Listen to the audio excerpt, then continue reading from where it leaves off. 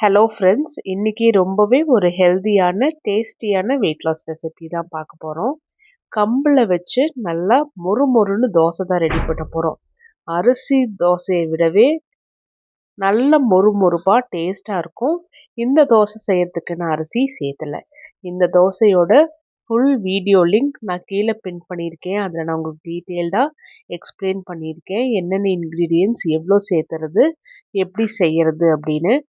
இது போல் recipes weight loss பண்ணுறவங்க, wait manage பண்ணுறவங்க, சுகர் இருக்கிறவங்களுக்குலாம் ரொம்பவே யூஸ்ஃபுல்லாக இருக்கும்.